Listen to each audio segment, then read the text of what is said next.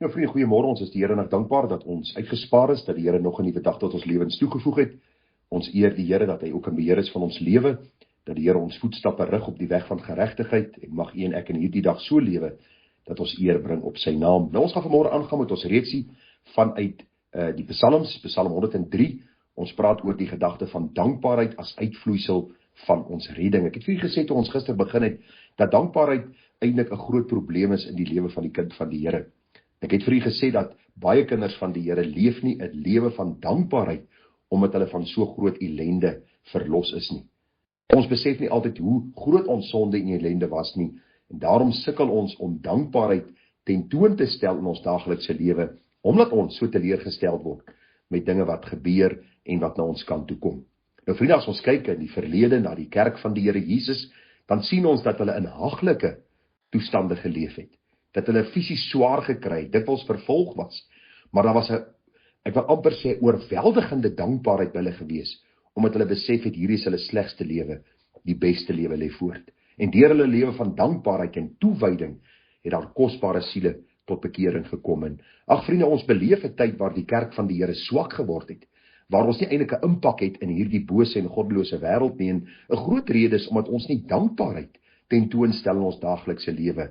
Dankbaarheid vir die groot verlossing wat die Here vir ons kom skenk het nie. En die gebed van my hart vir myself en ook vir u vanmôre is, dat ons as die psalmdigter sal sê, Here, open my oë, dat ek kan sien die wonders uit u wet. Nou ons gaan vanmôre aangaan met hierdie Psalm 103, en vriende, ons tema dan dankbaarheid as uitvloeisel van ons redding. Ons het vir u gister gesê, dat ons in ons sonde en ellende gebore word, ons is onder God se toorn, hy kom red ons uit genade deur Jesus Christus ons redder, en ons het nou nodig om dankbaar te lewe. Dawid sê, loof die Here o my siel, en alles wat binne my is, sy heilige naam. So Dawid is besig met selfpredikasie, hy praat met homself, hy roep homself op om die heilige naam van God te loof en te prys. Die tweede vers, ons moet vergeet, hy sê vergeet nie sy weldade nie, vergeet geen een van sy weldade nie. Vriende, ons moet selfs die klein en geringe dinge in herinnering roep, ons geheue dissiplineer om terug te dink aan die wonderlike groot genadedade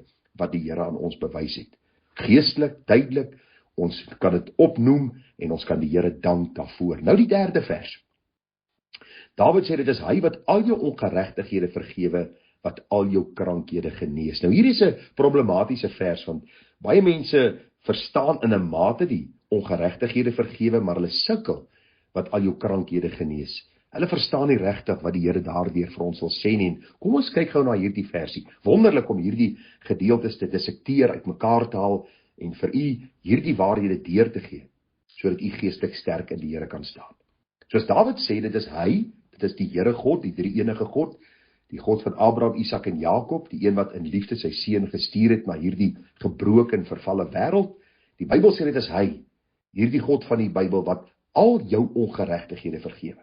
So vriende, by wedergeboorte kom red die Here ons en kom reinig hy ons van alle ongeregtighede, sonde van die verlede, die hede en die toekoms. Ja, u het reg gehoor.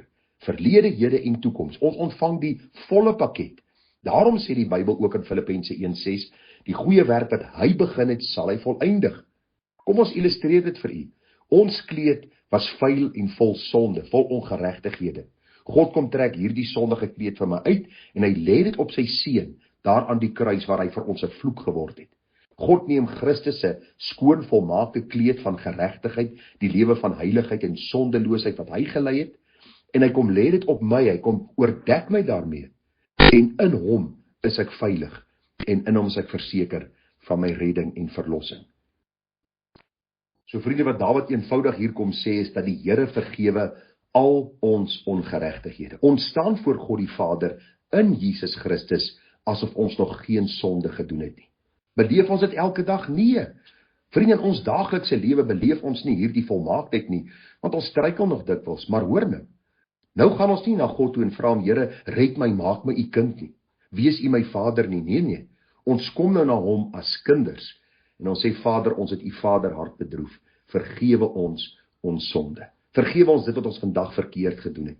Ag, hierdie wonderlike genade wat die Here aan ons bewys om elke dag te reinig. Die Bybel sê, as ons in die lig wandel soos hy in die lig is, ons gemeenskap met mekaar, en die bloed van Christus reinig ons gedurig deur van alle sonde.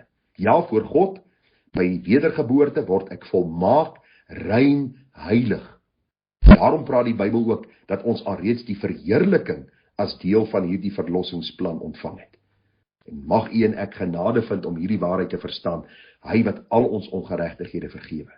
So dis 'n rede om dankbaar te wees, dat die Here nooit weer my sonde teen my sal hou nie, maar dat hy teen die diepste van die see gewerp het. Nou gaan die Bybel verder en hy sê, wat al jou krankhede genees. En ag vriende, hier is die vers bietjie problematies.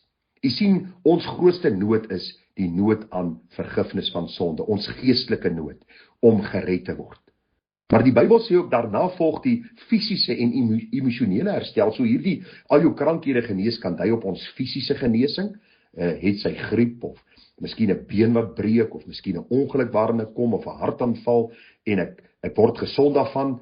Dis God wat hierdie genesing bewerk. Elke genesing op aarde is wat God bewerk, want u sien, jy kan antibiotika gee vir A en vir B, en A word gesond en B sterwe. Want u sien, God gebruik dit ook om genesing te bewerk.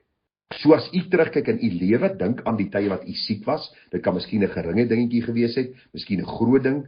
Die Bybel sê, as die Here genesing bring, is hy die een wat dan ook geëer moet word daarvoor. En daar is sommige tye, die Bybel is baie duidelik daaroor, waar ons nie genesing ontvang nie. Want u sien, as ons kyk na hierdie groot waarheid, moet ons onthou, en dit is vriende waar die waarheid van God se woord so kosbaar is. U sien, in die eerste plek is, geestelike genesing is primêr, soos reeds vir u gesê het. God is die bron van die herstel van hierdie geestelike genesing, en so ook van ons tydelike of liggaamlike genesing. Maar daar is 'n finale of ewige perspektief. U sien, daar gaan 'n dag aanbreek wanneer ons sterwe, waar ons sonder siekte, sonder sonde, sonder pyn, sonder las, sonder elende, vir ewig in die heerlikheid van God sal wees. En dit het Christus alreeds aan die kruis vir ons bewerk. Dit is belangrik om dit raak te sien. Vriende, na ons wedergeboorte is daar hierdie emosionele herstel wat moet plaasvind. Ons moet anders te begin dink, en anders te begin doen, en anders te begin optree, as dit was voor my redding. Ook in hierdie tyd as kind van die Here op aarde sal ek baie keer siek word, dan sal siekte oor my pad kom, baie keer gering, baie keer erg. Somtyds genees die Here my daarvan, somtyds genees hy my nie daarvan en ek sterf daarvan. Maar hoe dit ook al mag sy, die wonderlike waarheid is, dat hy my van al my krankhede uiteindelik sal genees. Daar sal in die ewigheid geen siekte, geen pyn, geen smart, geen dood wees nie. Dis hoe wonderlik ons God is. Hy het nie net vir ons tydelike redding gebring nie, maar ook ewige herstel van dit wat die sonde in hierdie wêreld ingebring het. Onthou, siekte en die dood was nooit deel van die skepingsplan nie. Deur die sondeval het dit in die wêreld ingekom. Daarom lees ons van die geslagregister dat mense geleef en gesterf het. Ons lees van siekte en misvorming en pyn en hartseer en smart. Maar vriende, die Bybel sê vir ons, daar gaan 'n dag aanbreek waar die Here ewige, permanente, finale herstel sal bring. En dan sal ons vir ewig by die Here wees, en ons sal hom loof, en ons sal hom prys. So Dawid sê, moenie vergeet die weldade wat hy gedoen het nie, want is hy wat al jou ongeregtighede vergewe, en wat al jou krankhede genees. En ons sien uit na daardie wonderlike, heerlike dag, waar ons alles in sy volheid sal beleef, wanneer ons die Here sal sien, soos hy is. Ons sal môre aangaan. Vriende, ek vra u om vandag in 'n lewe van dankbaarheid te lewe.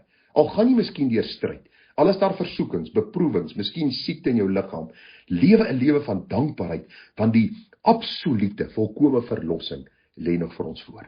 Hierdie is die tyd van beproewing. Kom ons lewe dankbaar en sê, Here, ook dit wat u vandag vir my afgeweeg het, wil ek met 'n dankbare hart dra en so lewe dat ander Jesus in my sal sien. Groete vir u, mooi dagie verder. Tada.